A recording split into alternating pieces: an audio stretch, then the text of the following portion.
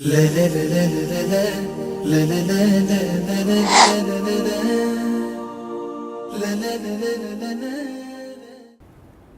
النبی صلی اللہ علیہ وسلم افضل الصیام بعد رمضان شہر اللہ المحرم، رواہ مسلم۔ محترم سامعین و ناظرین، مسلم شریف کی حدیث ہے،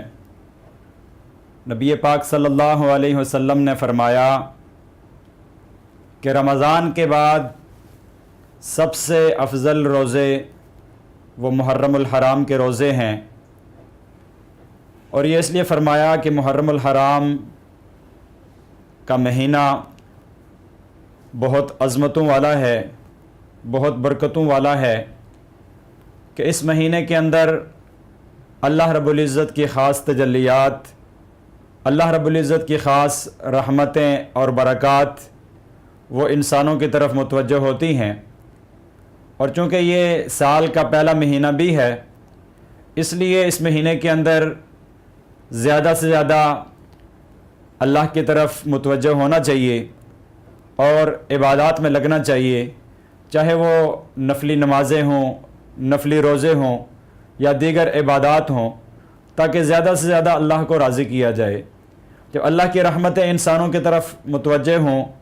تو ہمیں بھی چاہیے کہ ہم اللہ کی طرف متوجہ ہوں اور اپنی توبہ اور اپنا استغفار کریں، اپنے گناہوں کی معافی مانگیں۔ ایک شخص نے حضرت علی رضی اللہ تعالیٰ عنہ سے پوچھا، ترمذی شریف کی یہ حدیث ہے کہ علی رضی اللہ تعالیٰ عنہ سے کسی نے پوچھا کہ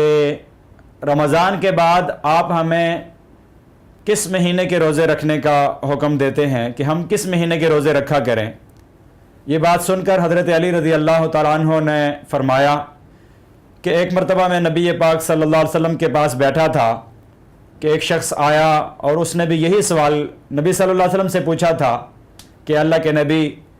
رمضان کے بعد آپ ہمیں کس مہینے کے روزے رکھنے کا حکم دیتے ہیں، یا آپ ہمیں ارشاد فرماتے ہیں ہم کس مہینے کے روزے رکھیں؟ تو نبی پاک صلی اللہ علیہ وسلم نے فرمایا تھا کہ تم محرم الحرام کے روزے رکھا کرو،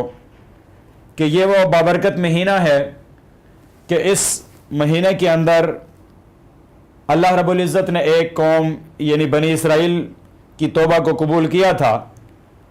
اور اس مہینے میں اللہ کی خاص رحمتیں اور عنایتیں وہ انسانوں کی طرف متوجہ ہوتی ہیں،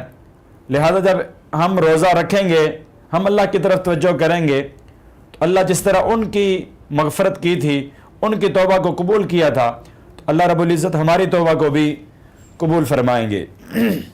پھر محترم دوستو، اسی محرم الحرام کے اندر ایک بابرکت دن وہ 10 محرم الحرام کا عاشورہ کا دن ہے کہ جس کی بہت برکات، بہت فضائل ہیں۔ روایات میں آتا ہے کہ اللہ رب العزت نے بنی اسرائیل کو فرعون کے مظالم سے جو نجات دی تھی، حضرت موسیٰ علیہ السلام کو نجات دی تھی، وہ اسی 10 محرم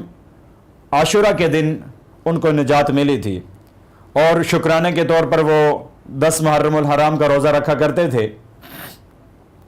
نبی مکرم صلی اللہ علیہ وسلم جب مکہ سے مدینہ تشریف لے گئے تو وہاں دیکھا کہ یہودی روزہ رکھتے ہیں، تو آپ صلی اللہ علیہ وسلم نے ان سے پوچھا کہ بھئی یہ روزہ آپ کے کیوں رکھتے ہو؟ تو انہوں نے کہا کہ ہم جس نبی کے ماننے والے ہیں، حضرت موسیٰ علیہ السلام، ان کو اور ان کی قوم بنی اسرائیل کو فرعون کے مظالم سے اس دن نجات ملی تھی اور فرعون غرق ہوا تھا، لہذا ہم شکرانے کے طور پر روزہ رکھتے ہیں۔ تو نبی صلی اللہ علیہ وسلم نے ارشاد فرمایا کہ پھر تو میں اس بات کا زیادہ حقدار ہوں کہ میں روزہ رکھوں، کیونکہ موسیٰ بھی نبی تھے اور میں بھی نبی ہوں۔ پھر آپ صلی اللہ علیہ وسلم نے 10 محرم الحرام کا روزہ رکھا اور صحابہ کرام نے بھی رکھا۔ پھر بعد میں جب یہ بات پیش ہوئی کہ اس طرح کرنے سے تو یہودیوں کے ساتھ مشابہت ہوتی ہے، تو آپ صلی اللہ علیہ وسلم نے فرمایا کہ اگر میں اگلے سال زندہ رہا تو اگلے سال میں اس 10 محرم کے ساتھ ایک دن اور روزہ رکھوں گا، یا 9 محرم کا ملا لوں گا یا 11 کا۔ تو لیکن اگلے سال آپ صلی اللہ علیہ وسلم کو موقع ہی نہ ملا، اس سے پہلے ہی ربیع الاول میں آپ صلی اللہ علیہ وسلم دنیا سے تشریف لے گئے، لیکن آپ کی نیت اور ارادہ تھا کہ اگلے سال میں 10 محرم کے ساتھ 9 محرم کا روزہ بھی رکھوں گا۔ تو اب یہ روزہ رکھیں گے تو اس کی فضیلت کیا ہے، ہمیں کیا ملے گا؟ ایک حدیث میں نبی پاک صلی اللہ علیہ وسلم نے ارشاد فرمایا کہ عاشورہ کے دن روزہ رکھنا، 10 محرم الحرام کے دن روزہ رکھنا، اس سے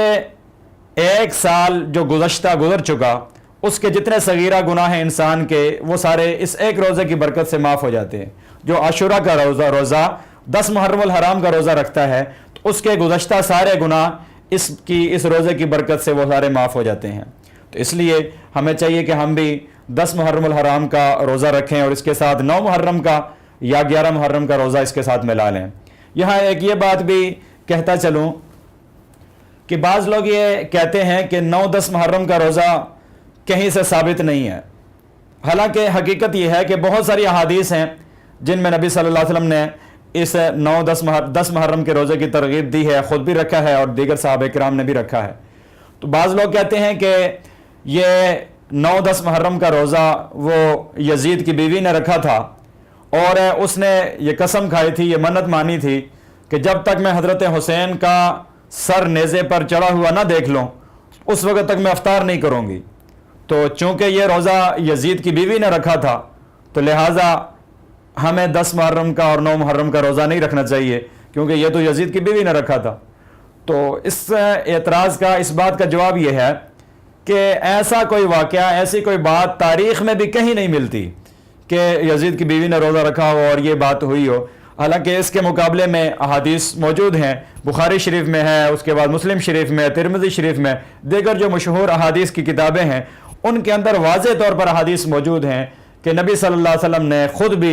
10 محرم کا روزہ رکھا اور صحابہ کرام نے بھی رکھا، اور پھر یہ بھی ارشاد فرمایا کہ اگلے سال اگر میں زندہ رہا تو یہودیوں کی مخالفت کرتے ہوئے 9 محرم کا روزہ بھی رکھوں گا اس کے ساتھ۔ اور پھر صحابہ کرام نے بعد میں جتنے بھی نبی صلی اللہ علیہ وسلم کے بعد زندہ رہے ان سب نے 10 محرم کے ساتھ 9 محرم کا بھی روزہ رکھا کرتے تھے، اور اگر کسی سے 9 محرم کا رہ جائے پھر 10 محرم کے ساتھ 11 محرم کا روزہ ملا لیا کرتے تھے تاکہ یہودیوں کی ساتھ مشابہت نہ آئے، ان کی مخالفت ہو جائے۔ اللہ رب العزت ہمیں بھی اس مہینے کے اندر روزے سمیت زیادہ سے زیادہ نفلی عبادات کرنے کی توفیق نصیب فرمائے اور ہماری مغفرت اور بخشش کا اس مہینے کو ذریعہ بنائے۔ وما علینا الا البلاغ المبین۔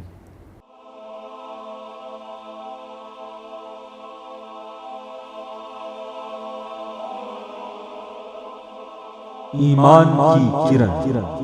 ہدایت کی شمع، وصال اردو۔